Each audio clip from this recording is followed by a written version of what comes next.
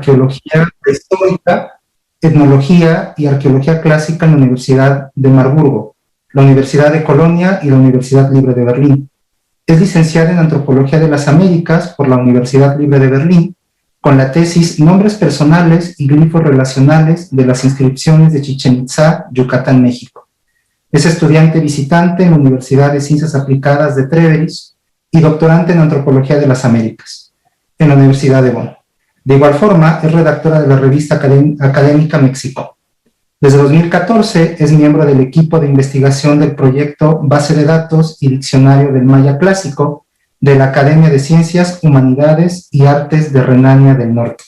Estimada Elizabeth, te damos la palabra. Puedes comenzar con tu presentación. Al primero, muchas gracias a Octavio y también a Roberto para invitarme a honrar y conmemorar a nuestro querido amigo y colega Memo. Dado que la historia cultural y dinástica de Palenque fue el principal área de investigación de Memo y también Palenque era su patria, mi presentación es en honor a Guillermo y incluirá Memos patria desde una, o en parte, Memos patria desde una perspectiva copaneca. Porque mi español está un poco rústico, voy a continuar con mi presentación en inglés. So I will start, and first I would like to say that this presentation is dedicated to Memo. You might see Copan in the way as I show it here in my first slide. So I dedicate this presentation to him.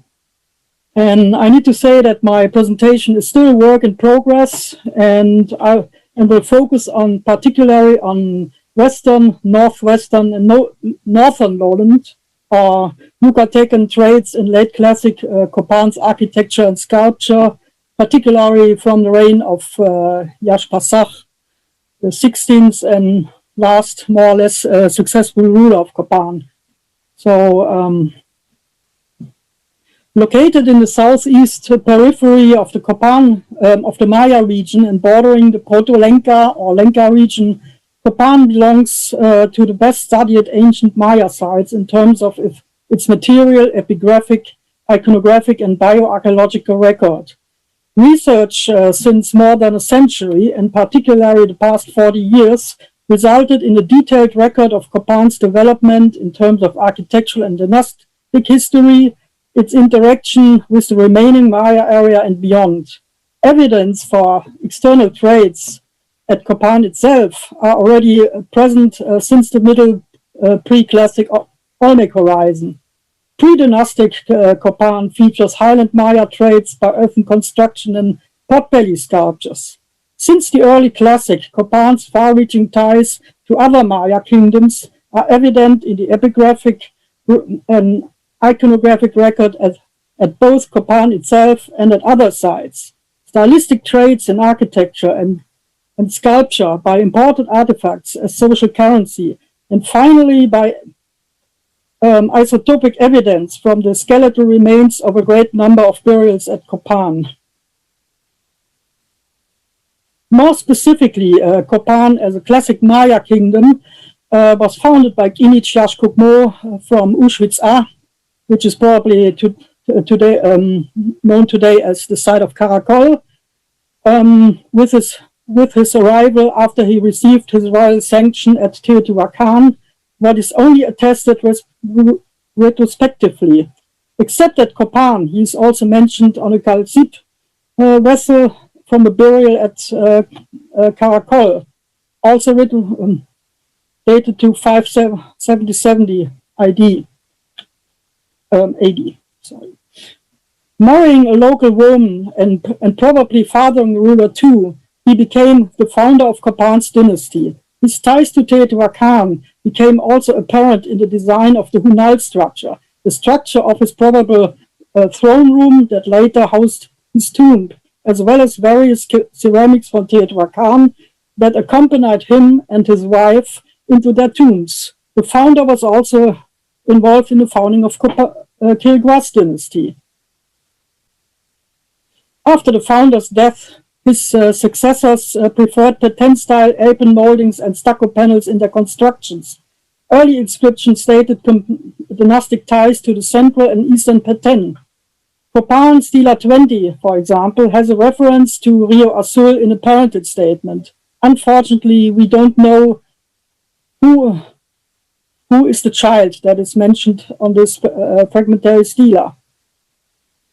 With Quirigua as a co-founding by Inichiashkukmo and as a subordinate branch of Copan's dynasty, it is not surprising to find Quirigua made ceramics as imports at Copan, like in the previously mentioned tombs of the founding couple or in the tomb of the later 8th ruler Kinich.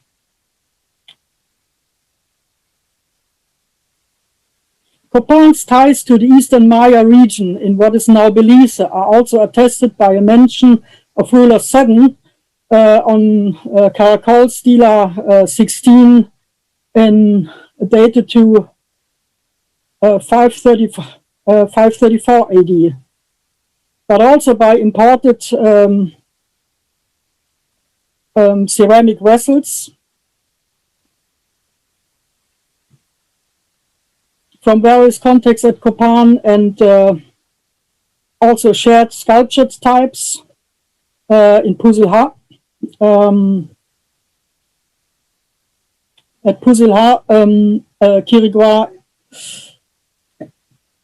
and Quirigua. Following some destructive event at Copan in the 550s or 560s AD that temporarily overlap with the defeat of Tikalba Kalakmul in 562, and during the transition to the late Classic, there is clear evidence of Copan's continuing ties to its vassal Quirigua, at least during the long reign of Copan's 12th ruler, who is mentioned at Quirigua on Altar L. Mimi Punit, for example, Stela 15 features the Copan turban, the so-called Copan turban as a royal headdress of its king. As I mentioned, further evidence for these eastern ties are various imported artifacts excavated at Copan, like ceramic vessels of Altun style and ceremonial axes made from slate, which is a stone that occurs in the Maya Mountains, and axes of this type has also been found at Caracol. A complex of obsidian eccentric, which is of a type which is particularly known from Copan, as for example from the Rosalila cache, but also from Quirigua, was also deposited in the cache of Stela 10 of El Palmar, dedicated in 710 AD, and thus points to contacts and an alliance between Copan and El Palmar at this time already. So we haven't thanks to Kenichiro Tsukamoto and Octavio, we have an explicit external reference of Copan's ties with the northern central Maya lowlands by the visit of Arpachwal, a Lakam from El Palmar, who visited Copan's 13th king, Wachaklahunubak Avil, in 726 AD.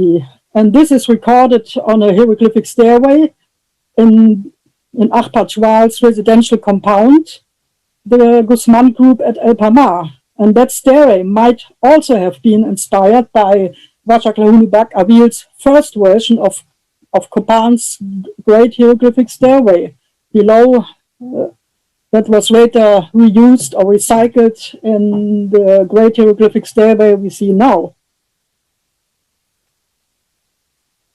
The unique monster mouth portal of structure 22, dedicated by Wachaklahunubak Avil, on his first cartoon anniversary in 715 AD has already been regarded by earlier scholars, starting with Tatyana Proskuryakov, as a possible adoption of a Chinese-style architectural trait by Copan's architects. So this raises the question if this trait might point to further northern ties to the Chinese region and being roughly contemporary and preceding those at El Palmar. Copan's external ties to the Western Maya region, which is now the focus of my presentation, became apparent after the demise and death of ruler 13 in 738 AD by Kiriguas Gaktiliuchan Yopat, with possible support by Kalakmul. While a continuous petroline can be traced at least from the 11th to 13th of Copan's kings, there were obvious breaks in Copan's dynastic succession after ruler 13's death, as it is attested from several inscriptions commissioned by ruler 15 and ruler 16 Yashpasach Chanyapat, which state at least partial descent from individuals from the Western Mayan realm. The split from Quirigua and the Motagua trade network seems to have led to Copan's reorientation towards the Western Maya region, perhaps via a highlands route. While the Western Maya origin of Yashpasar's mother is well known by her emblem title Mat Achau, probably referring to the place of Mat or Matwil in the sphere of the Bakal or Palenque kingdom, that of his predecessor, ruler 15, has not yet been discussed so far to my knowledge. Intriguingly, the inscription on the base of Copan's Stela N, ruler 15 is stated as a successor of Copan's 14th king, Hoplach Chankawil, and further as a child of someone just mentioned by emblem titles, and this emblem title is Itzam Kanak Ahau and Might, whereby I wonder whether this emblem refers to the place that is today, or from colonial sources, known as Itzam Kanak, or the capital of the Akalan Maya in the Candelaria Akalan region. Since the parentage statements records the father only by this emblem title, added by either only place names or a further emblem title of Copan in the form of Hushvitik, but also the arrangement of the inscription as interlacing bands to express Chel or Tzak in the meaning of succession, and thus tying successors 14 and number 15. I wonder if ruler 14 might perhaps been the father of ruler 15, and because he is already mentioned by a throne name, he is in the parentage statement then only mentioned by his titles of origin and his newly adopted title at Copan.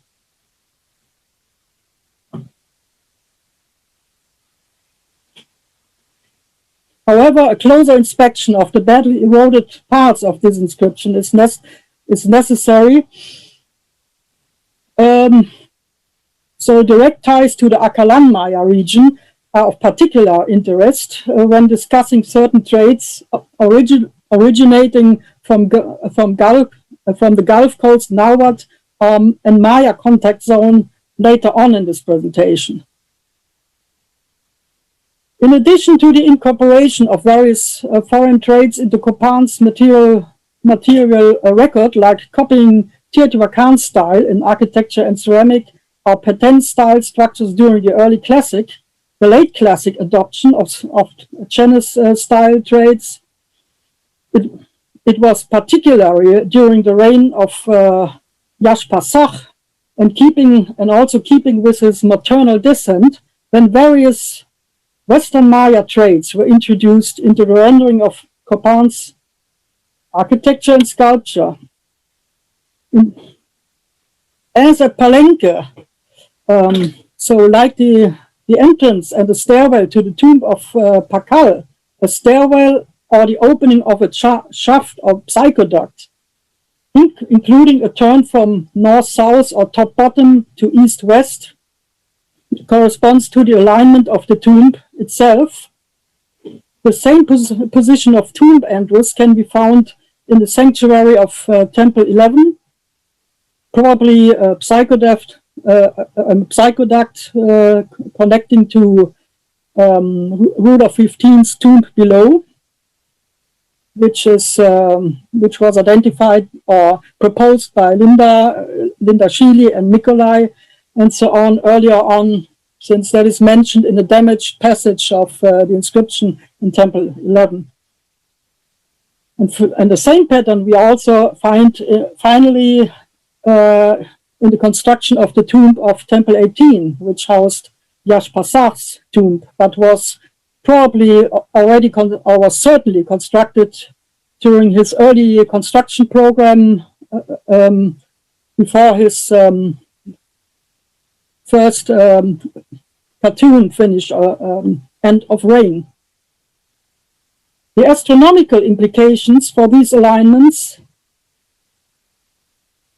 referring like Pakal's solar rebirths on the winter solstice at Palenque, have yet to be tested or simulated for Copan with 3D architectural models, but are highly probable. However, Yash-Pasach's focus on the theme of ancestral rebirth linked to the winter solstice, as evident in structure 16 and also structure 18, would fit with such an alignment, and perhaps illumination effects like in Palenque as well. So, what is also striking is the similarity of a portable, intricately carved image of Inich Yash-Kukmo from the chamber of Temple 16, Yash-Pasach's version of the founder shrine, and this sculpture from Palenque, which at the moment I don't know a date or don't have the context at hand.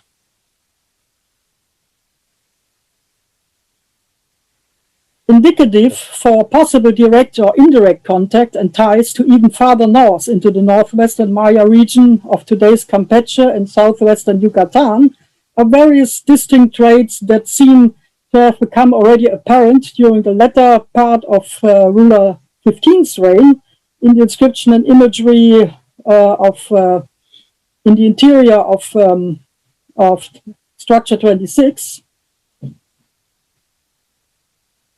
Which is, however, this trait, together with further typical early Puk architectural traits, such as sculptured door jambs and a monument that resembles a doorway column, a column altar, are distinct features of Yash-Pasach's building program.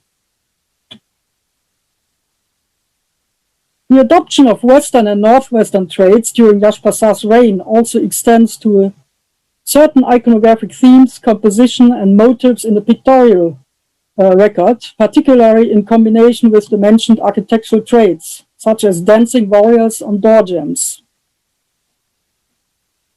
Chochola-style ceramics attributed to the region of Oshkintok in northwest Yucatan are further evidence of Copan's ties to the northwestern Maya lowlands of the early Puk. Furthermore, cultural traits from the Gulf Coast Nahuatl Maya contact zone, the Acalan I mentioned, became apparent in two major mythological themes in both text and imagery from Yash-Pasach's monumental program. The first is the theme of the fiery rebirth of ancestral kings as warrior sun gods of the sun god, and second, the veneration of Venus, which has left us the earliest and only two known so far monumental references to Venus as Chak-Ek in a classic Maya inscription, which is otherwise only known from the post-classic, predominantly Codex Dresden. Both phenomena might have reached Copan via Jaspas's maternal connection to Palenque and the Tabasco Gulf Coast region.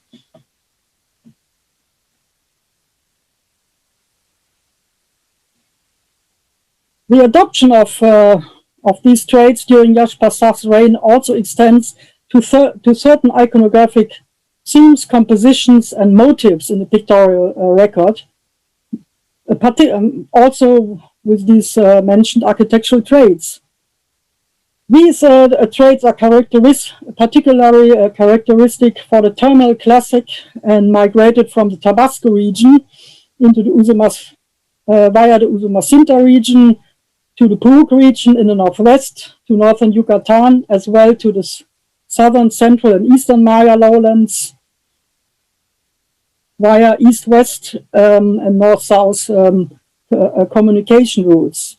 At Copan, such traits include, for example, the paired anthropomorphic figures holding and manipulating glyphic elements. A distinct ponycut hairstyle and low relief multi-figure compositions in horizontal registers and relief murals, whereby particular those on benches and masonry predate similar Terminal Classic to early post-classic artwork at Ekbalam and Chichen Itza much later. Such large-scale scenic low relief carved into wall masonry substitute for murals or stucco reliefs, but might also echo the wall relief tradition of El Tajín and Xochicalco, whose ties to the central Maya lowlands are attested since the 6th or 7th century at Tikal, like for example at Tikal, long before the directly attested ties to the central lowlands of El Tajín's ruler 13 Rabbit around 850 AD, as proven by Arturo Pascual Soto and Eric Velázquez more recently.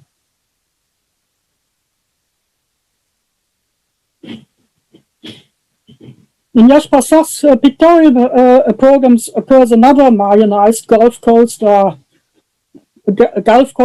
Anawa trait,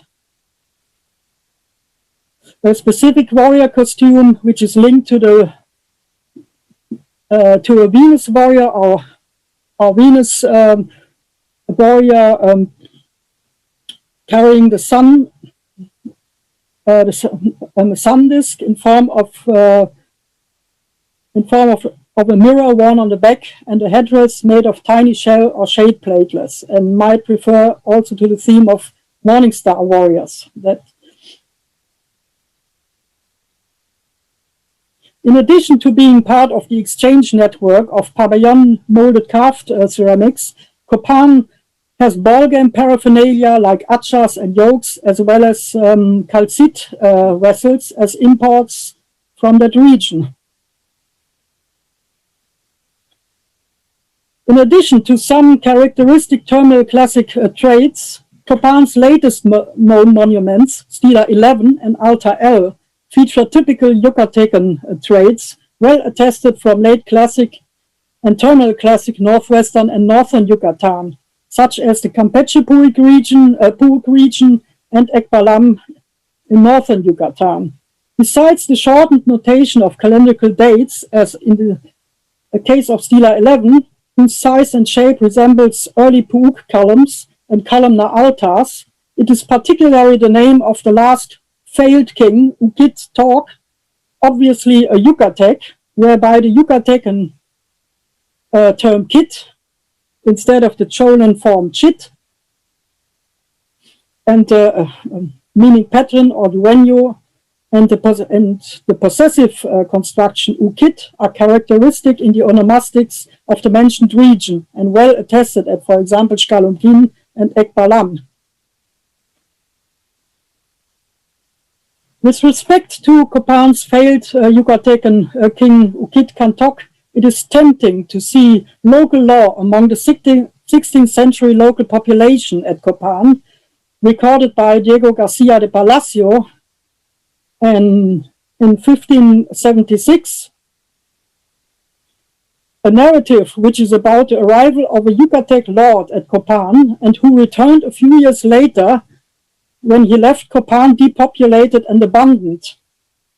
What maybe in this narrative might be a final echo of Copan's history and over-regional importance left in local memory until the late 16th century. Thank you y muchas gracias. Muchas gracias, estimada Eli, por tu excelente presentación sobre Copán y estos vínculos también con Palenque, que bueno, sabemos que era un lugar pues muy apreciado por nuestro querido compañero Guillermo.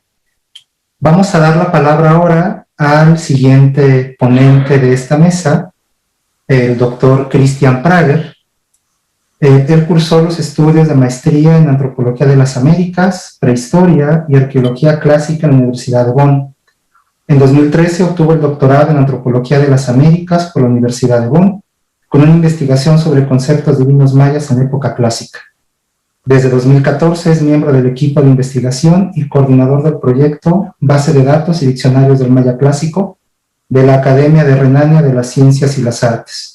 Es miembro fundador de WAYEP, la Asociación Europea de Mayistas, y redactor de la revista Mexicón. De 2001 a 2010 participó como epigrafista en el proyecto arqueológico Pusilhat, bajo la dirección de Geoffrey Braswell, y es miembro del comité organizador de varias conferencias internacionales sobre la escritura y cultura maya. Bienvenido, estimado Christian.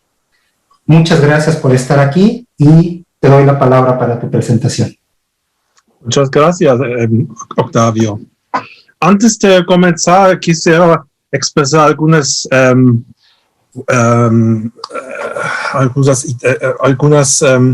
memorias a Memo y después voy a continuar en inglés porque mi español no es muy bueno para expresarme. Antes de comenzar, quiero agradecer muchísimo a Roberto y Octavio para la invitación en este encuentro en memoria de Memo. Los números, los calendarios, los ciclos desempeñaron un papel fundamental en la obra de Memo y me gustaría retomar su pasión por ellos y tratar los números en la escritura jeroglífica maya. And now I'm going to continue in English. Please forgive me for that. And I would like to start with some basic ideas and observations. When I started to compile this presentation let's say 2 weeks ago, I went into the history of decipherment and noticed that the numbers were deciphered almost 200 years ago. It was Rafinesque in 1832 who first described the bars and dots writing systems and noticed that the bar is for the 5 and the dot is for the 1, and he identified the vigesimal system. And later on, Brasseur de Bourbourg and later Brinton, Bordage, and Firsteman deciphered all the calendrics. So all the calendrical stuff, the astronomy of the classic Maya has been deciphered, let's say, since almost 100 years. And since then, what happened since these times?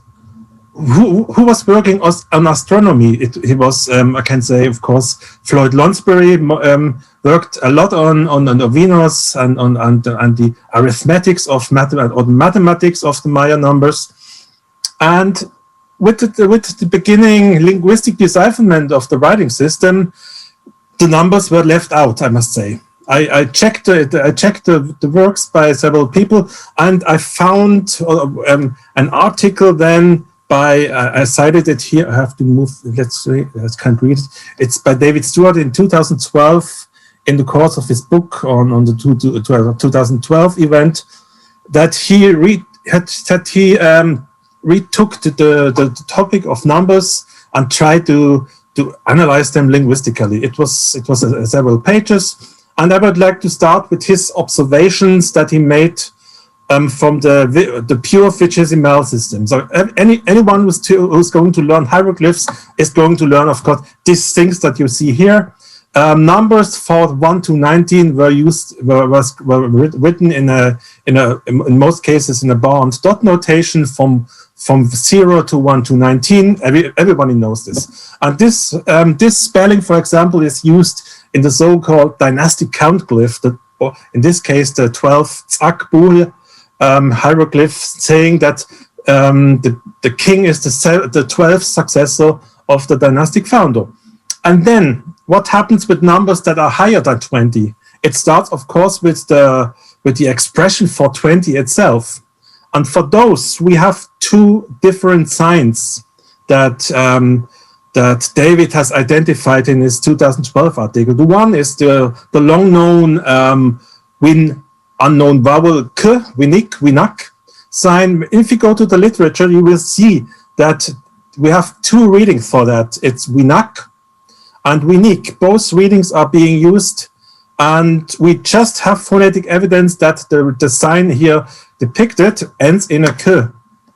And in the inscriptions from Naranjo, we have also the expressions kala in a phonetic matter, in a phonetic version. And here in this case, it's used to count things, not human beings. For example, it seems, I get the impression that human beings or gods and so on are being described with this, are being counted with this version. And when it comes to numbers higher than 39, they change it to the winik sign.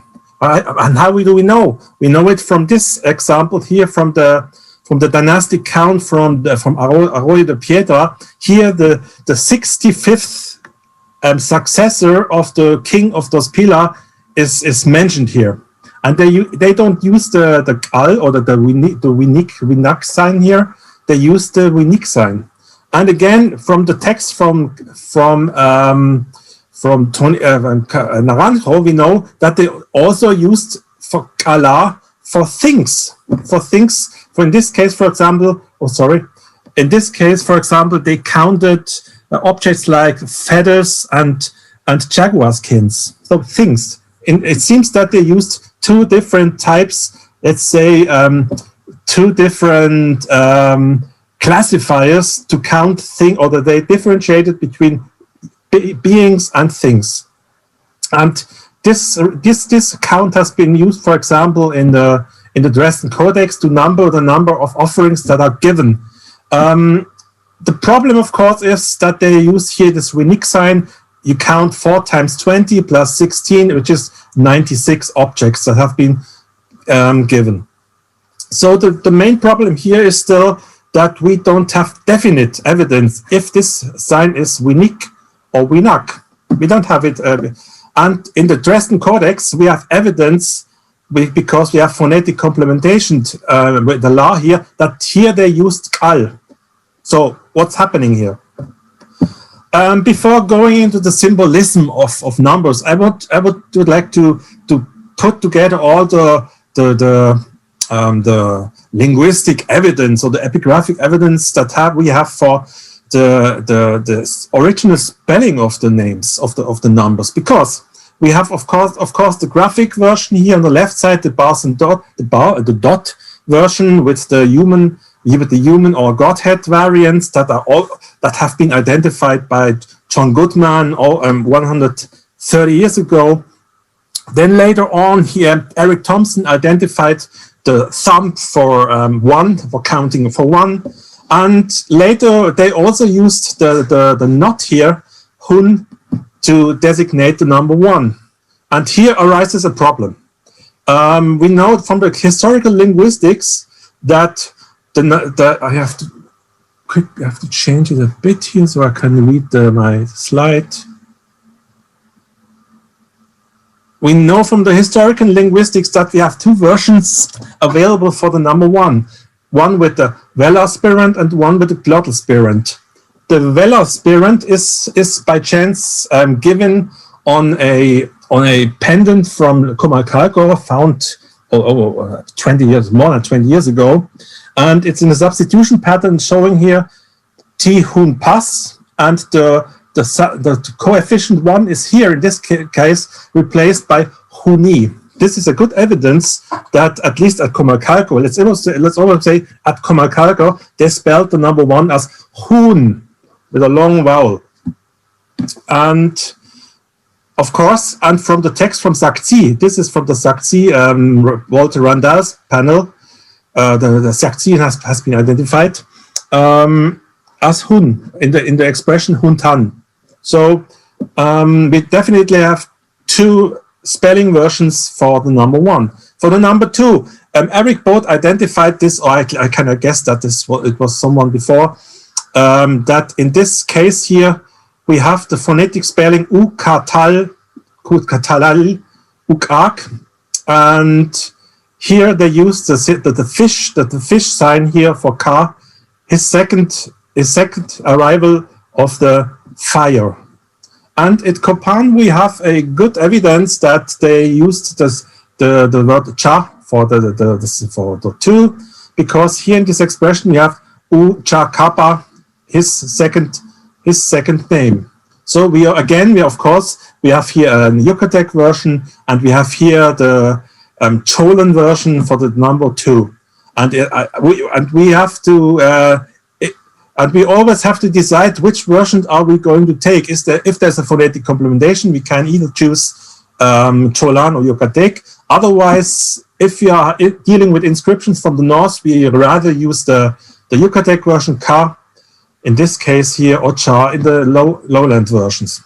For the number 3, it has been first identified offshore by Yuri Knorosov in 1951, and at Shkalunkin we have a nice phonetic spelling on panel 2 for the glyph Epsilon, and here we have Orshi for Orsh for the long version here. And if you go now to the literature, most colleagues, of course, are using the Cholan version Ush or Hush. Of course, and if you're working with Shkalunkin inscriptions or Chichen Itza, you should use Orsh or Orsh, so rather Orsh. So again, we have a plethora of different spellings for the number 3. For the number 4, we have, you can see it here, we have 4 different graphs to write number 4. We have a phonetic substitution at Ekbalam that was found by Alfonso La Cadena, and here the 4 is here replaced with Kana for Khan, Yucatec version, and in other texts they use the sign Chan for the number 4. And the number 5 has been first identified, the phonetic version has been identified by Linda Schiller in various papers she wrote with Nikolai and David. They identified here this Ho syllable, and we have 2 versions here. We have the bar sign with the old man sign with the Ho, and unfortunately there is no really good evidence what spelling were they using. Usually, talking with linguists, they would rather prefer the Ho reading here, this one here. Now the problem is that in some cases this sign Ho with the Ho and Ho are substituting in the Chahom title. This is still an unsolved problem we have to discuss. And the next thing, this is quite intriguing. It comes in a sequence. The number 6 here comes in a sequence of fire rituals that were first described by Nikolai. And in this case, we have the number 6. We have this unknown glyph here, Chia, and according to the pattern we find in relation with the number 15 here, 15 should be, according to linguists, Holahun. Here they connect in order to spell Nichia. They take the last vowel, the last consonant of the repeat it, and put it together to spell it Holahunichi. And what's happening here? it's number 6, which is ending in k, wak, chia. The same appears with the number 8, which ends in k. It's washak, chia, and my guess is that we have here a new syllable for the syllable ki, which is quite rare. It's known from other contexts. It matches in some cases. So it's a nice thing that to think on if we really have here a connecting syllable between the wak and chia, or is it something completely something different? Like I think that Martin Macri were working with Winak here in order to spell wak Winak 120.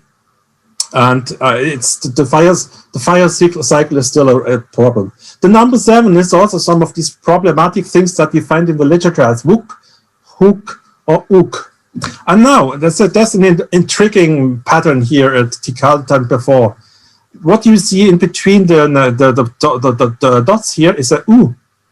Are they trying to spell the u for the word uk?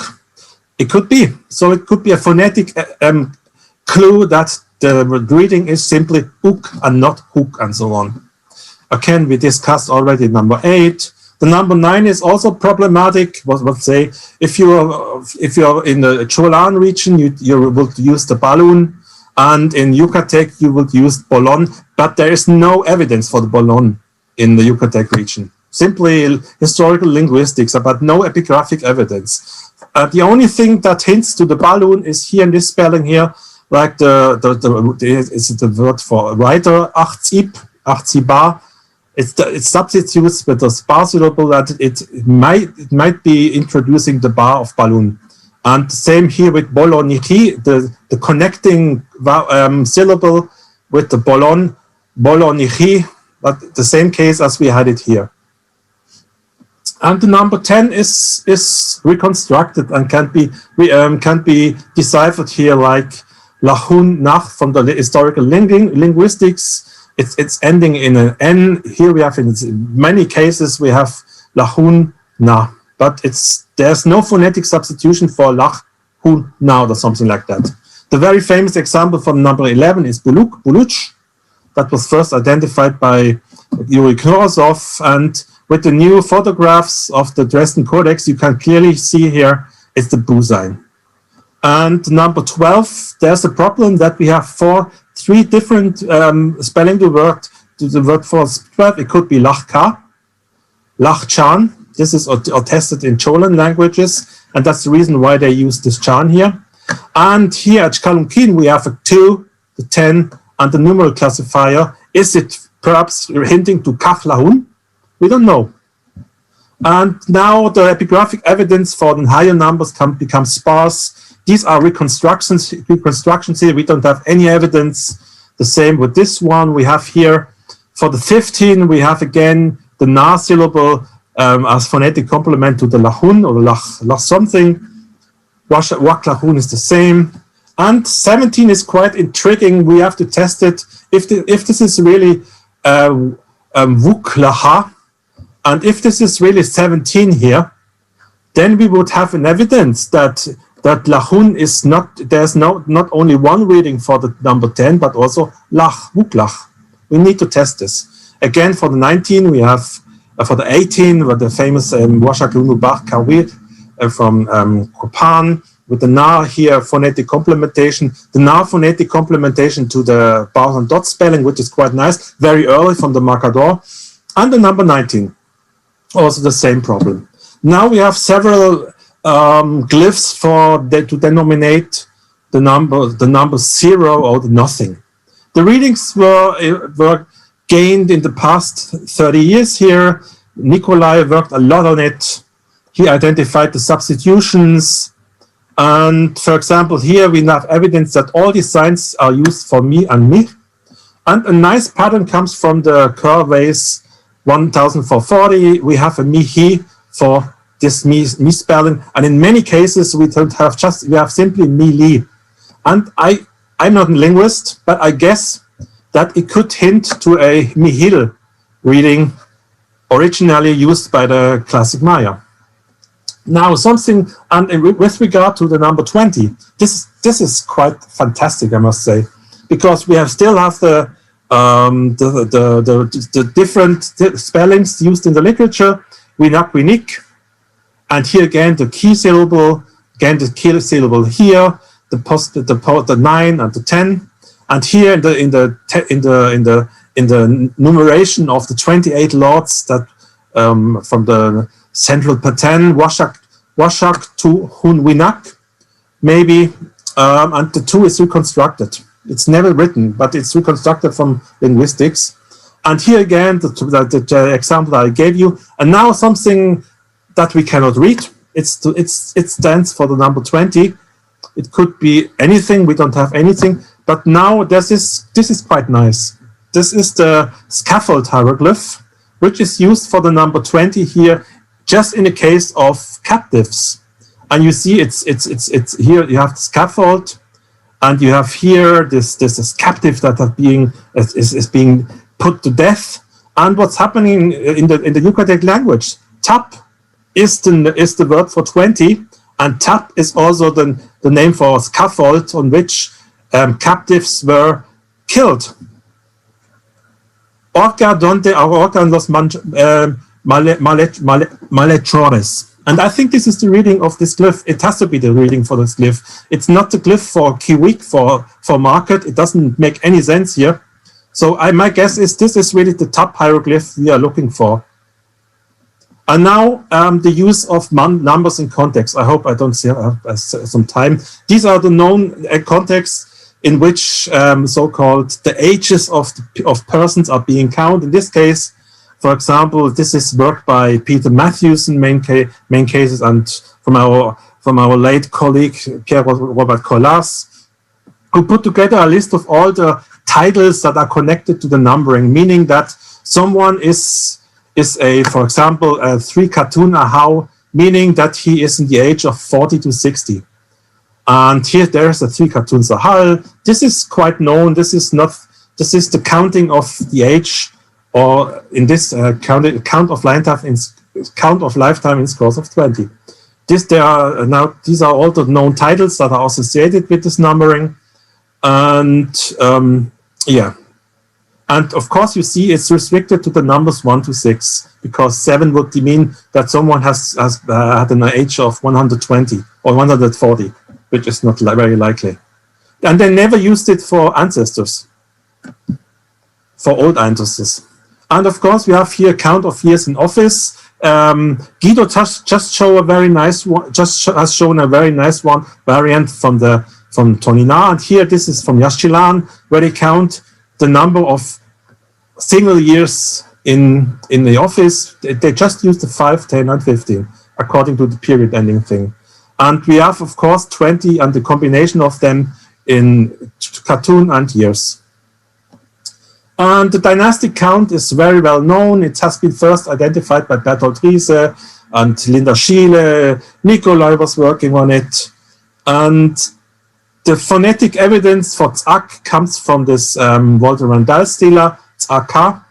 It's the count of it's the count of successors from the dynastic founder. Someone who succeeded to the throne after the dynastic founder is the first follower from the founder.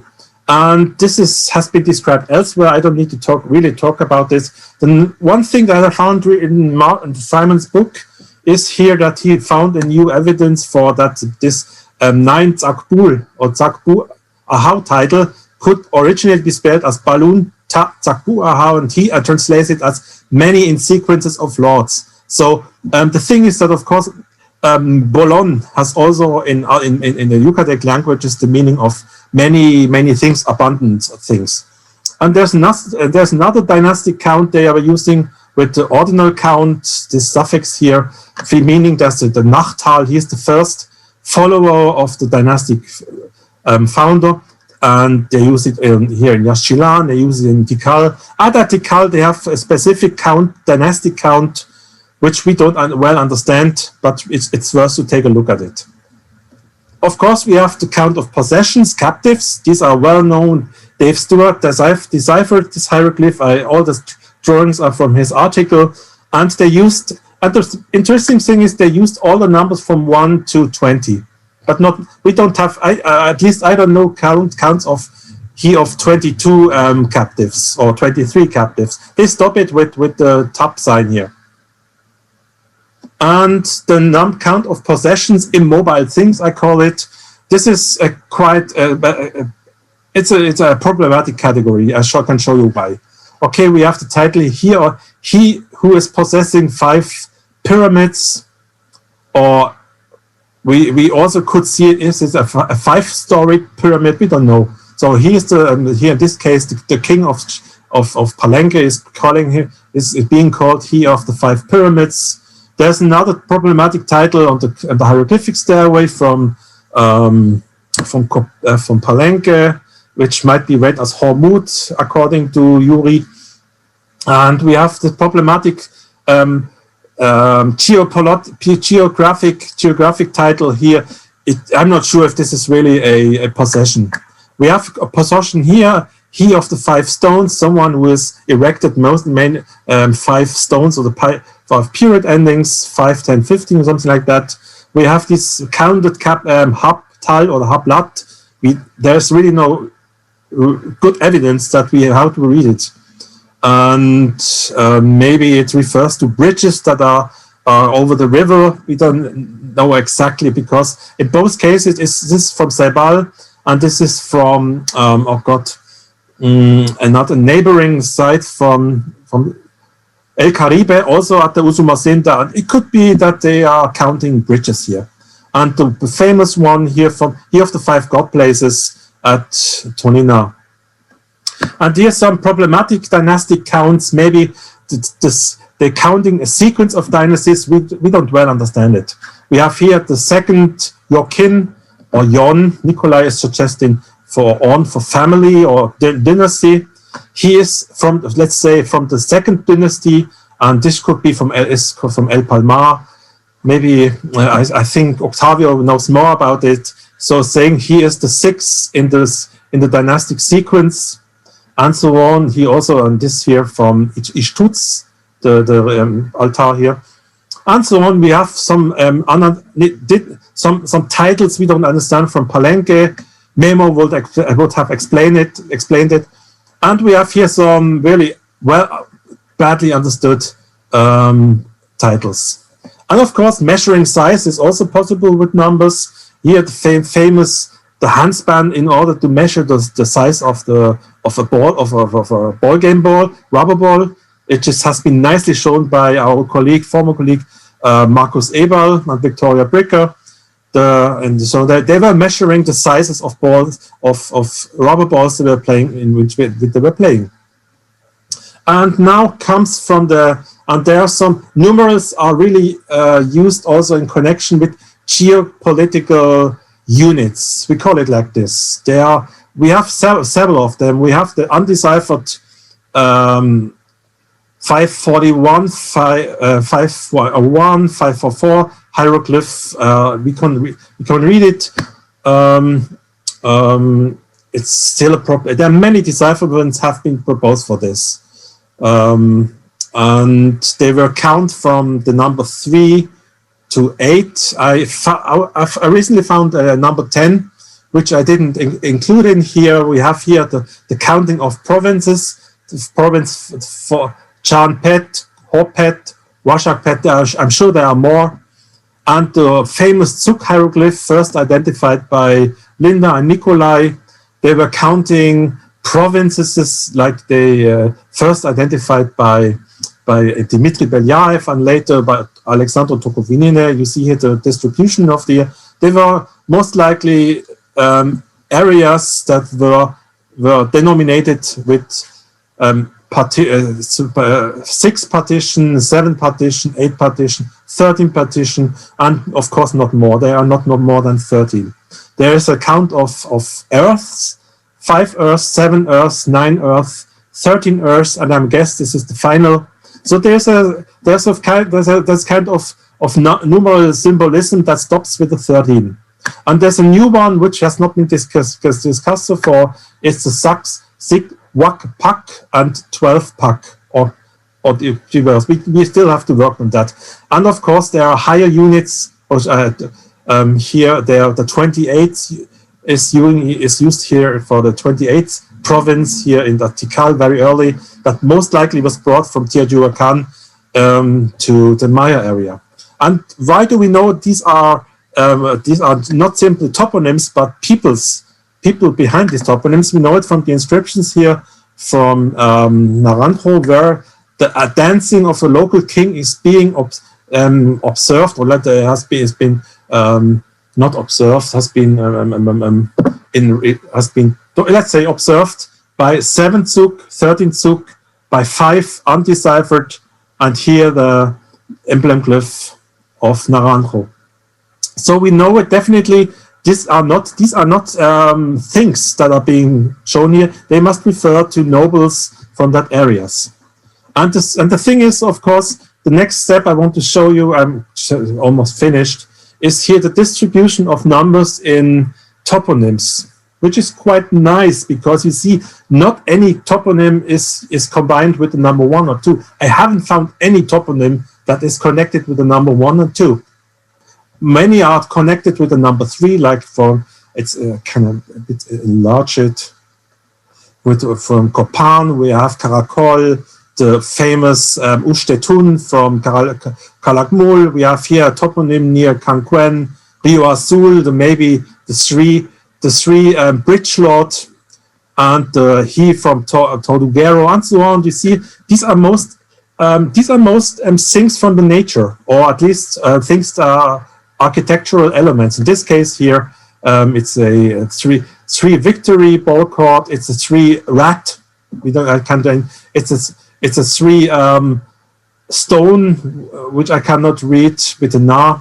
And of course, at Palenque we have this one here. Very, very important number is the number 4, which is definitely referring to the world directions.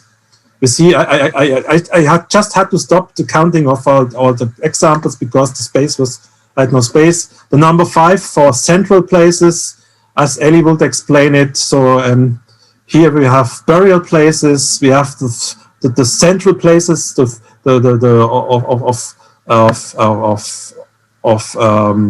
of cities and so on. We have Naho-chan.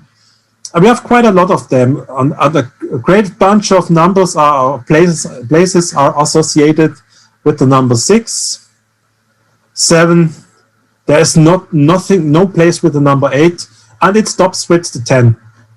I haven't found any place. So there's some kind of symbolism behind that. I'm sure there's some kind of symbolism, a preference for numbers that don't have specifically a numerical meaning, but a rather symbolical meaning. The same appears with names of persons. And here we have, of course, a lot of personal names of kings and queens and gods.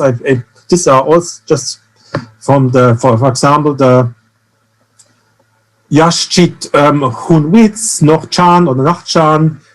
These are all god names serving as personal names. And Hunahao, Hunzak Tok. We have here the number 3. There's no name with the number 2. And many with the 3 here. Many, of course, with the cardinal directions, the Chan. The number 5 is existent, but not very often. The number 6 is mainly is also very, very common. The number 7 is not quite common. The number 9 is quite common and often combined with female names. So, and there's number 12, and there's even a 0 with the founder of the dynasty of Naranjo. And there's a count of activities, such as how many times, for example, got someone enthroned, or the erection of monuments, the 3-time erection of monuments, the 3 times building of a stone, and so on. It's by far not complete. I'm sure there are more. And counting things like patan, like tribute, dancing with tribute, and counting here, which counting here people. And the last slide is here. Also, offerings in the Dresden Codex, quite a lot of offerings are associated with the numbers 9, number 9, and 3. There's no number 4, 5, and so on. And this, of course, has to do with the symbolic meaning of numbers. Bolon, if you go to the literature, anyone would say Bolon also means mucho. I have checked the dictionaries. There is no entrance for this. There is no entry that's saying that Bolon means mucho. It has not been attested directly in all the colonial dictionaries. So the only thing is that you can see it here. Ach, Bolon, Hobon, Elge sabe muchos oficios, and so on. And these are the only hints that we have that Bolon also means infinite or muchísimo. And the same is with Oshuil. I tried to find it in the dictionaries. I did not find that Osh is really the word in colonial languages for many or abundance. I have quoted here from Alfonso's 1994 article in which he deciphered it.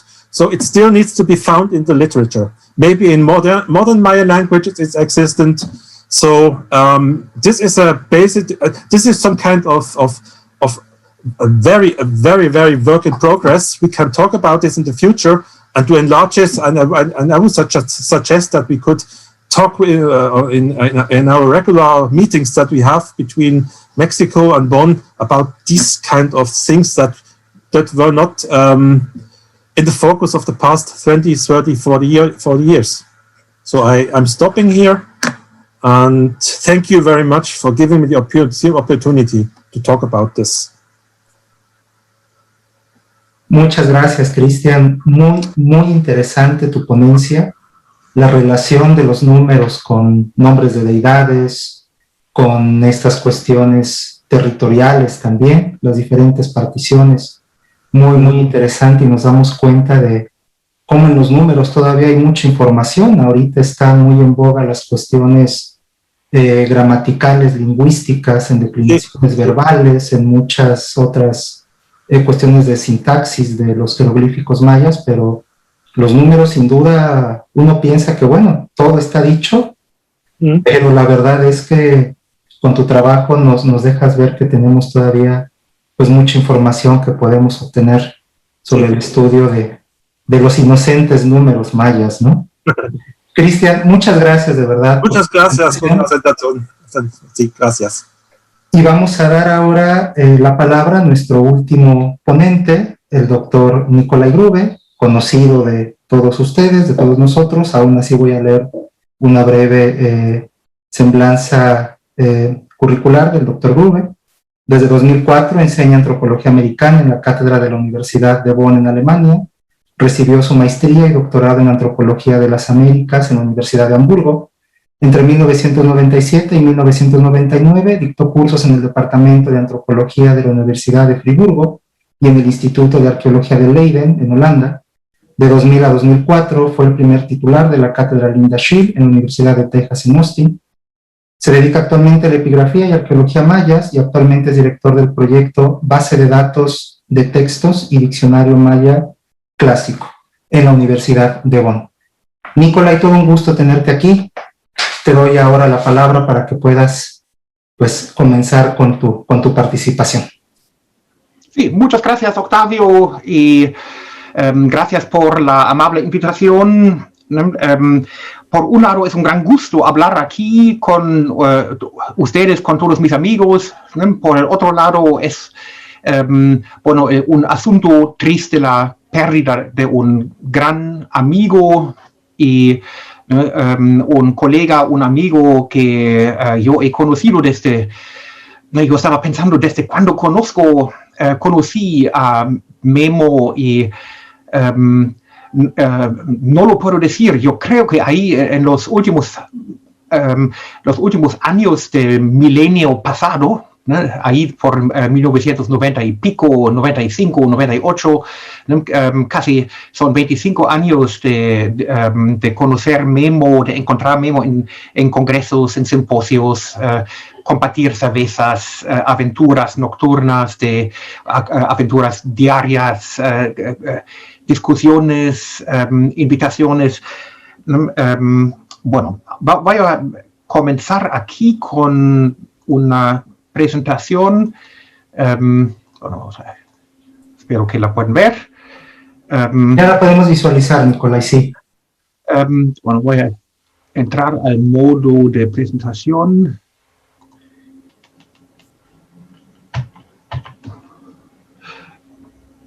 Sí, bueno, esta es una foto. Yo estaba buscando fotos de Memo, tanto tiempo que compartimos juntos diferentes eventos donde participamos, pero por alguna razón nunca tomamos muchas fotos.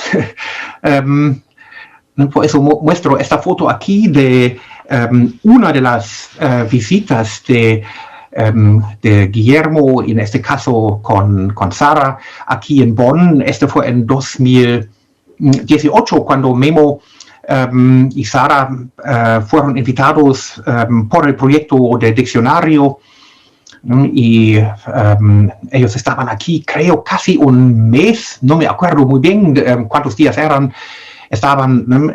Pero era un tiempo muy intenso de cooperación, de encontrarnos cada 2 días en mi cubículo, en el cubículo de Christian, compartiendo ideas, lecturas y comidas, y llegaron aquí a la casa. En total, siempre fue un tiempo súper agradable, y estábamos justamente en el momento de comenzar nuestro trabajo. Aunque ya nos conocimos desde tanto tiempo, pero en 2019, 2020 teníamos la idea de reunirnos regularmente, y ya estábamos comenzando de involucrar también Octavio y otros colegas del Centro de Estudios Mayas para encuentros regulares sobre la epigrafía. Y en enero tuvimos en enero de este año teníamos nuestra última reunión, y después queríamos reunirnos en febrero, pero yo tenía exámenes y tenía que asistir a unos asuntos administrativos, entonces no tuvo lugar este encuentro, y dijimos, bueno, entonces nos vamos a encontrar en marzo, y desafortunadamente este encuentro nunca fue posible. Lo que nos interesó en los últimos encuentros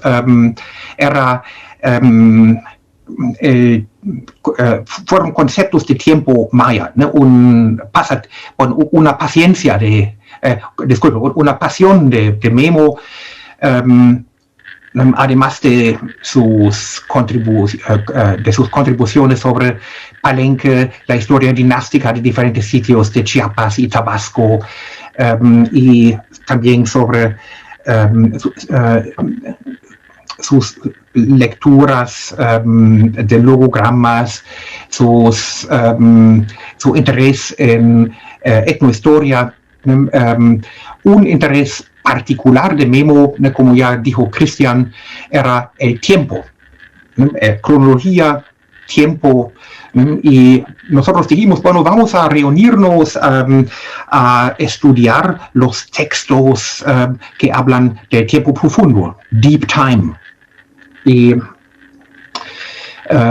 bueno, este proyecto comenzamos y nunca terminamos, desafortunadamente. Por eso, ahora voy a hacer una pequeña contribución a este tema. con un texto que creo que este fue el último texto, la última inscripción que discutimos juntos en el grupo y tampoco terminamos, pero aquí voy a resumir un poco este trabajo sobre el tiempo profundo, tomando como un ejemplo la estela C de Copán, un monumento, o tal vez el monumento, la estela de Copán, que es menos estudiada y menos conocida de las famosas estelas que se encuentran en la plaza principal del sitio. Aquí tenemos el mapa de la plaza principal. Estos son los famosos monumentos, las estelas de Ubach. Falta un monumento, la estela I, que está ahí donde tengo la flechita, más o menos en la entrada al sitio. Aquí está el Sacbé, que conecta el centro de Copán con el grupo de sepulturas. Y aquí Ubach erigió la estela I. Y el segundo monumento después de este monumento inicial era la estela C. La estela C es la primera estela que conmemora el fin de un atún. Aquí tenemos fotos y dibujos de este monumento.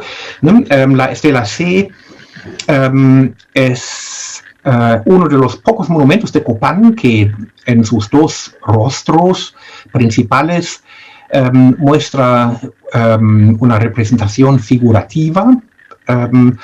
Seguramente un lado es el joven Ubach mismo, y el otro lado no podemos estar seguros, es una persona con barba. Yo supongo que es un ancestro y enseguida les voy a explicar por qué lo pienso así. El texto jeroglífico tenemos aquí en los lados laterales. El texto jeroglífico está parcialmente preservado, pero faltan también unos bloques aquí en la parte baja. Sorprendentemente, hay muy pocos dibujos, y los dibujos que existen son solo parcial y no cubren los lados, todos los glifos. Ese es el texto como aparece en el dibujo de Annie Hunter en la publicación de Maudsley, los dos lados. Y el único comentario que se encuentra sobre el monumento es de John Teeple, de los años, aquí lo podemos ver, del año 1926. Y desde ese tiempo ninguno se ha dedicado con mucha profundidad al texto jeroglífico. Hay trabajos un poco sobre la iconografía, pero el texto jeroglífico carece atención. Y tampoco voy a entrar en detalle aquí sobre el análisis de tipo, que está en parte lleno de errores. Bueno, aquí les voy a presentar en breve el texto jeroglífico en los lados.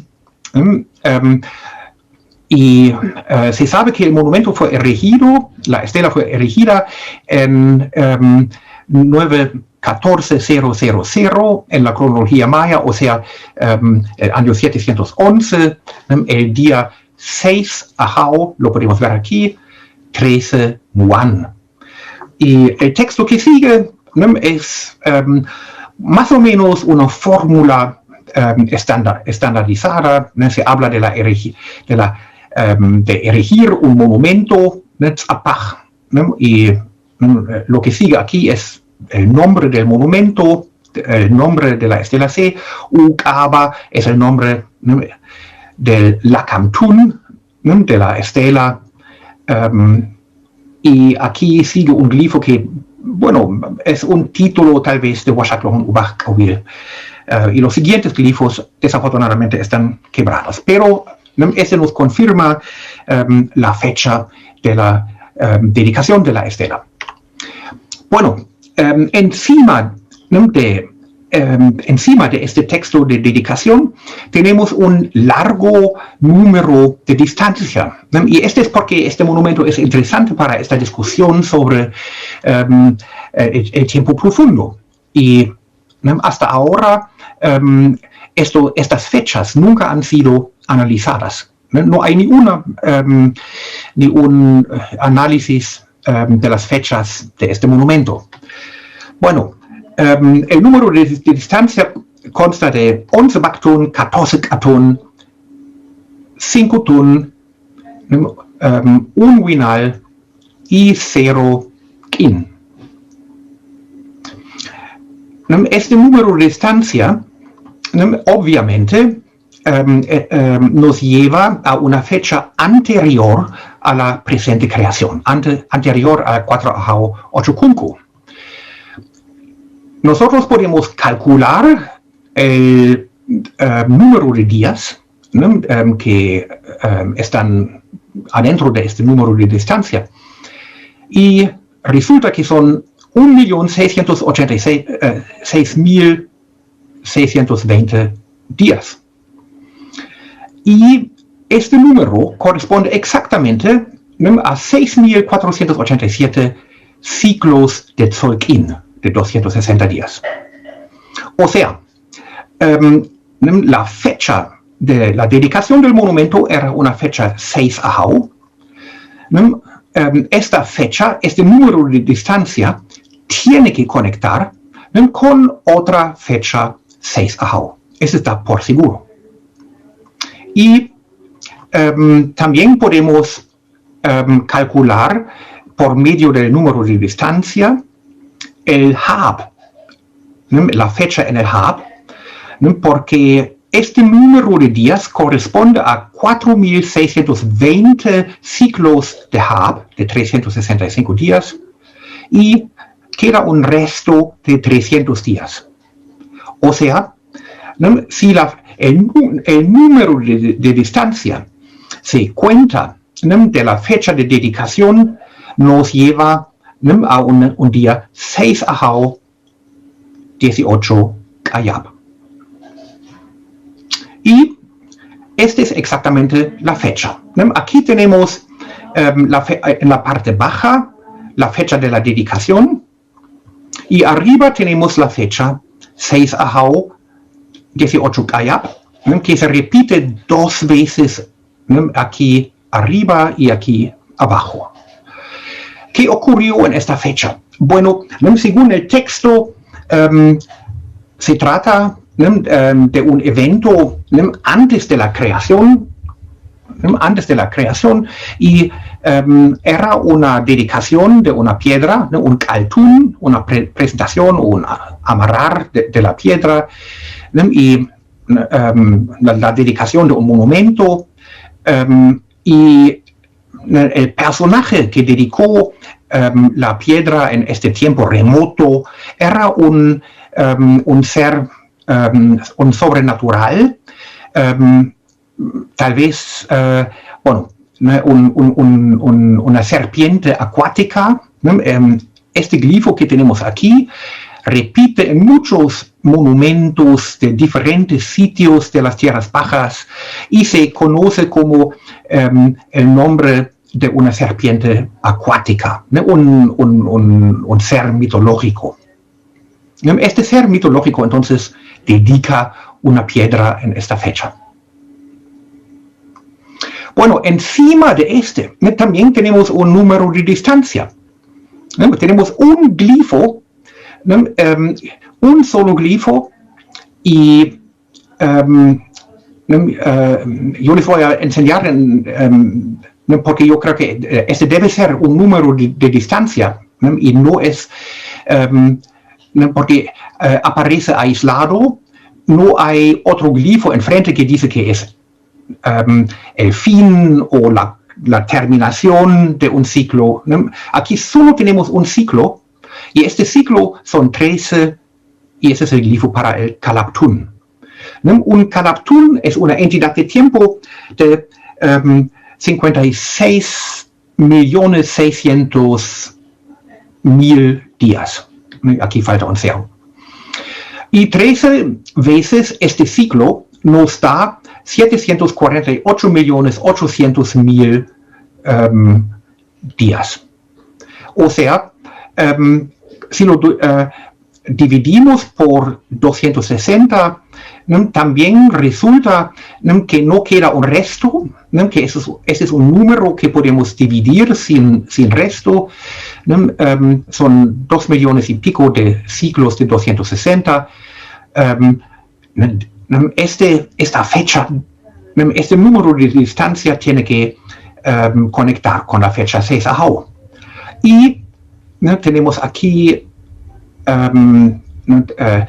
2 millones y pico de hub, que conecta con 2 millones y pico de hub, pero queda un resto de 310 días, y este nos lleva con una fecha 18 Wo.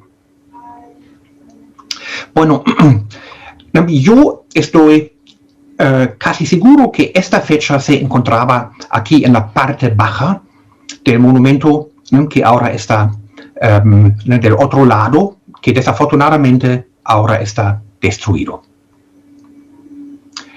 Bueno, pero podemos ver otro texto en este lado del monumento. Aquí el texto empieza con el glifo introductorio para el mes Kunku, y después tenemos una fecha, una fecha en la rueda calendárica 5 ajao 7 Kunku. O sea, este glifo introductorio es para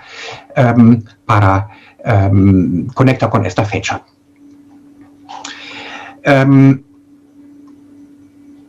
Esta fecha también es una fecha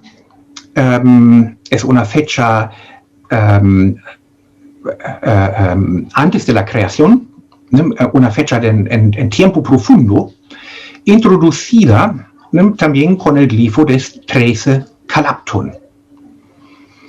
Y aquí tenemos 13 Kalaptun otra vez, que conecta con una fecha 5 ajao y con un hub de 18 Wo. Y esta fecha 5 ajao 18 Wo se encuentra en la parte baja, es el último glifo legible en la parte baja de este lado del monumento. O sea, el 13 Kalaptun es la distancia entre la primera fecha y la última fecha en este lado. Entre las dos fechas hay otra fecha, una fecha 4 ajao 18 Wo. Aquí no es este glifo, aquí lo podemos ver, 4 ajao 18 Wo. Y esta fecha no está muy bien ubicada aquí en la cronología, o sea, no hay un número de distancia que conecta esta fecha con la última o la primera fecha de este lado. Yo supongo que es una fecha mitológica también en el tiempo profundo. ¿Qué ocurre en estas fechas? Se trata aquí también de la dedicación de una piedra, de un agente, de un personaje que se llama algo como Akui Kan Chan Itzam Ak, y esto ocurrió en un lugar que se llama Iktan, el centro oscuro. Y este glifo Akui Kan Chan, de la ropa, del lazo amarillo, el glifo del lazo amarillo. Esta es una variante del glifo Kan, del logograma can, y ese es el glifo para lazo. Este aparece también en una fecha muy temprana, asociada con un 13 Quinchitun, con un ciclo enorme también, 7 ahau, 3 pop. Aquí tenemos exactamente la misma combinación A, Q, Y o Li, can, y aquí el glifo para lazo. Esta fecha del tiempo profundo fue vista, aquí dice Yi, Li, Chi, Ya, Yilich. Este fue visto por este personaje mitológico, cuyo nombre incluye lazo amarillo. Y muy interesante es el hecho que en el nuevo panel de Lacanhat Tal, que fue publicado recientemente por Steve Houston y otros, la primera parte del texto también habla de una fecha mitológica que no se conecta con los datos históricos que después vemos en el texto, y este texto principal, este texto que abre aquí la inscripción, habla de 4 pauatunes que dedican diferentes piedras. Aquí sigue el glifo y kachach, entonces es amarrado o es anudado, y aquí tenemos el glifo can, lazo, el lazo amarillo. Y hay otros lazos, otros lazos que todos juegan un papel con esta fecha mitológica, que también se califica en este caso como un yash altun, el primer amarrar de la piedra, la primera dedicación de una piedra. Bueno, estos lazos obviamente juegan un papel muy importante en la iconografía, por eso vemos aquí en la estela C de Copan los lazos en los lados, en las manos de los gobernantes. La estela F es muy conocida por la iconografía de lazos. Aquí el texto jeroglífico en el lado trasero del monumento también está amarrado por un lazo.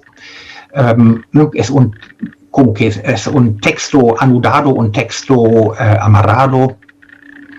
El lazo también nos acompaña aquí en la estela H de Copan, donde el lazo parece salir de un cartucho que tal vez tiene que ver con el cartucho de los días, no estoy muy seguro. Y también lo vemos en la estela N de Copan. Aquí hay lazos que parecen que salen de las fauces aquí de seres conectados con la Tierra. Bueno, esto es solo para enseñarles que lazos juegan un papel importante. Hace poco había una presentación de David Stewart sobre la conexión de lazos con la celebración de periodos de medio tun y de medio katun. Yo creo que los lazos tienen una función un poco más amplia en la iconografía y en la mitología maya. Las podemos ver aquí también en el Códice de París, donde los lazos están conectados con escenas que yo conecto con la creación del universo, tal vez la creación del tiempo. Bueno, para terminar, la parte baja del otro lado de la estela C también tiene una fecha no histórica en el tiempo profundo. Aquí se trata también de la dedicación de una piedra de parte de un ser mitológico que podemos interpretar como otra forma de la serpiente acuática. Son diferentes serpientes acuáticas y todas estas serpientes acuáticas estaban presentes en este tiempo remoto cuando se dedicaron los monumentos. Y en la parte baja aquí, la dedicación obviamente tuvo lugar en este lugar sagrado, y este lugar sagrado conocemos otra vez también de Quiriguá, de la estela D de Quiriguá, donde también en el contexto de un número de distancia enorme, 19 al autun creo que son, en este tiempo ocurrió algo aquí, o se celebró este fin de un periodo en este lugar mitológico. Bueno, de resumen, lo que podemos decir es que las fechas de la estela C pueden ser descifradas. Las ruedas calendáricas conectan, los 13 calaptunes son números de distancia, y la única fecha histórica que tenemos es la fecha 6 a 13 Muan, y la estela C celebra el primer catún del reino de Huaxaclahún Uba, y obviamente el rey Huaxaclahún quería mostrar que en este momento él cumple con sus obligaciones rituales, celebrando el tiempo así como hicieron los dioses famosos de Copán billones de años en el pasado. Y bueno, en el tiempo profundo, los agentes de estas celebraciones fueron serpientes acuáticas, y bueno, tal vez el último punto es importante. Quiriguá copia a Copán, incluso cita los mismos dioses y los mismos lugares sagrados. Bueno, yo creo que aquí, así dejo mi presentación, y voy a interrumpir aquí, terminar aquí, y la última palabra es, bueno, quisiera compartir un cacao con Memo. En el momento no lo puedo hacer. Yo voy a esperar un poco, pero viene el tiempo cuando Memo y yo y los otros amigos vamos a levantar el vaso y a tomar, junto con los dioses mayas, con Cahuil y Chac, y con todos nuestros amigos, el cacao divino. Gracias a ustedes. Nikolai, muchísimas gracias por tu presentación y por este último gesto de brindar con nuestro querido amigo Memo una buena taza o un buen vaso de cacao, como tú bien dices. En el desarrollo de tu presentación hablabas justamente de la colaboración que pues, no solo tuviste tú, sino todo tu equipo de trabajo en la Universidad de Bonn, una colaboración que llevaron pues básicamente hasta que Memo lamentablemente falleció. Y aunque no pudieron concluir, o bueno, quedó truncado ese proyecto, creo que han salido cosas muy positivas. De hecho, recordaba en la página precisamente de su proyecto, de la base de datos de textos jeroglíficos en Bonn, hasta esta herramienta precisamente de cómputos calendáricos largos que pudieron desarrollar precisamente fruto de la colaboración con Guillermo, ¿no, Nicolás? Así es, exactamente.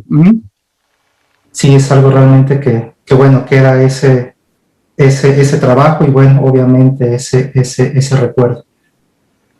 No me queda más que, bueno, antes de la breve clausura que tenemos de este evento, agradecer la presencia de todos ustedes. Realmente fue, yo creo, un evento muy, muy entrañable.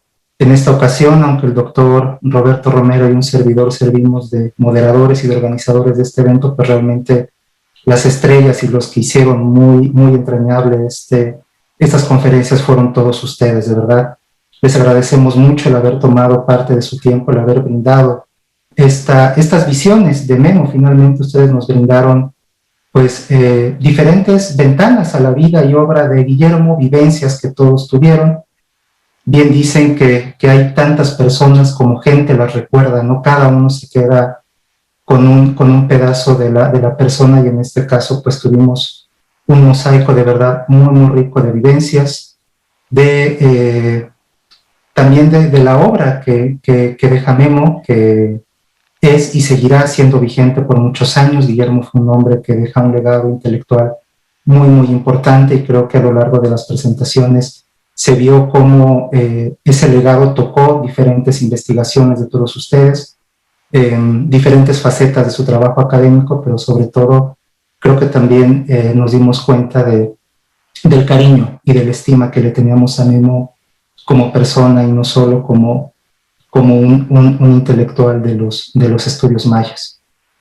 Roberto, no sé si tú quieras dar algunas palabras, bueno, finales también antes de entrar a la clausura, o agradecer a nuestros colegas. Nada más, simplemente agradecerles a todos por estar presentes, por compartirnos y estar en este homenaje.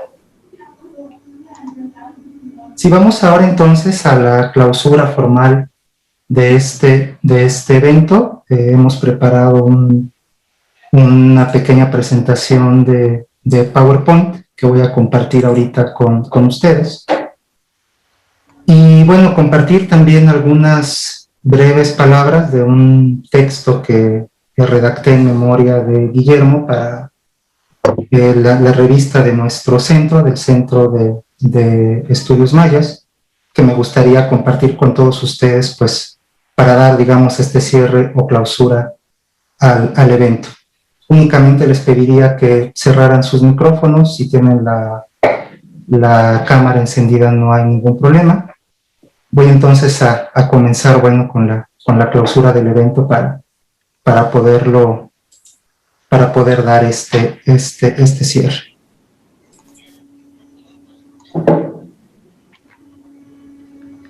Conocí a Guillermo Bernal hace un catún, cuando me encontraba cursando los primeros semestres de la carrera de arqueología en la ENA.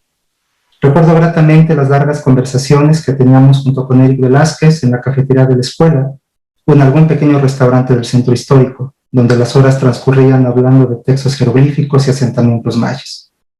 En aquel entonces, Memo ya era colaborador del proyecto arqueológico Palenque, por lo que gran parte del tiempo se encontraba analizando inscripciones en el sitio o colaborando en los trabajos de campo, actividad que le permitió observar de forma directa los contextos asociados a los monumentos y comprender su importancia dentro de los estudios epigráficos. Fue precisamente este aspecto, además de su amplio conocimiento de la escritura maya, el que capturó de forma más profunda mi atención, ya que como arqueólogo en ciernes me encontraba muy interesado en la relación de los monumentos con su contexto. Desde nuestras primeras pláticas pude percatarme no solo de su interés por compartir sus conocimientos y experiencia en campo, sino también por conocer el trabajo que efectuábamos sus alumnos y colegas mayistas. En este caso, recuerdo muy bien que siempre se ponía en contacto conmigo cuando regresaba de las temporadas de campo, en sitios de Quintana Roo y Campeche, para preguntarme sobre las novedades y los hallazgos. La mayoría de las veces había mucho que contar, debido al descubrimiento de monumentos esculpidos o sitios de grandes dimensiones, pero en otras simplemente le decía que no habíamos tenido suerte, ya que solo encontrábamos estelas lisas. La primera vez que le referí a este caso me comentó: no creo que un monumento tenga valor únicamente por sus inscripciones o imágenes. Siempre se puede obtener información valiosa de su contexto. ¿A qué tipo de estructura estaba asociado el monumento? ¿Se encontraba alineado con otros? ¿Tenía una ofrenda dedicatoria? No piense siempre en los jeroglíficos. Ten en cuenta que los datos contextuales son de vital importancia para complementar y enriquecer el discurso epigráfico. Reflexiones de este tipo, entre muchas otras, me permitieron observar los monumentos con otros ojos y enriquecer mi formación como arqueólogo y epigrafista. De igual forma, resultaban interesantes sus pláticas sobre temas puramente epigráficos, donde desplegaba su amplio conocimiento de las inscripciones procedentes de una gran cantidad de sitios, especialmente de su querido Palenque. Dicho conocimiento lo llevó a realizar importantes aportaciones en el campo de la epigrafía, destacándose el desciframiento de varios logogramas y el descubrimiento de ciclos calendáricos que habían escapado al ojo experto de grandes investigadores, como Eric Thompson, a quien él tanto admiraba. En este aspecto, debo mencionar que Memo no solo era una autoridad en el mundo de la epigrafía, sino un verdadero conocedor de la cultura maya. Lo recuerdo en varios eventos académicos y tertulias, sobre todo en estas últimas, hablando eruditamente sobre documentos coloniales con John Chucha, de los materiales y estilos de los incensarios lacandones con Joel Palca, de los contextos de recolocación de monumentos en sitios de Campeche con Iván Sprats, o de los mayas rebeldes y los asentamientos prehispánicos del área Quejache y del sur de Quintana Roo con Javier López Camacho, entre otros temas. Además de estas cualidades, los que tuvimos la oportunidad de convivir con él, sabíamos que su excelente sentido del humor y desparpajo alejarían cualquier sombra de monotonía o tedio en las reuniones. Guillermo fue un hombre alegre, desprendido e inteligente, quien además de ejercer su profesión con un compromiso excepcional, siempre supo valorar la amistad y el respeto que le profesábamos alumnos y colegas, brindándonos su apoyo en los momentos más difíciles. Personalmente, diré que marcó mi camino al alentarme a culminar los estudios de arqueología en la ENA y, posteriormente, a ingresar en los programas de maestría y doctorado en la UNAM, lo que a la postre derivó en que tuviera la gran fortuna de trabajar a su lado en el Centro de Estudios Mayas. Es una realidad que su partida fue prematura. Tenía mucho por enseñar, desciframientos que realizar y distintos proyectos que lamentablemente no pudo concluir. Sin embargo, el destino le otorgó el tiempo suficiente para legarnos una última obra: Palenque, Pacal y los laberintos del tiempo, historia, mitología y ciencia calendárica de un señorío maya. No podía partir sin rendir un último homenaje al sitio que le dio tanto y al cual entregó gran parte de su vida. Finalmente, debo mencionar que Memo amaba profundamente a la UNAM, por haberlo arropado y brindarle la oportunidad de desarrollar un trabajo académico excepcional a lo largo de los 15 años que se desempeñó como investigador. De hecho, el día que falleció, llevaba consigo una playera de la universidad, institución que honró hasta el final. Descansa en paz, querido amigo.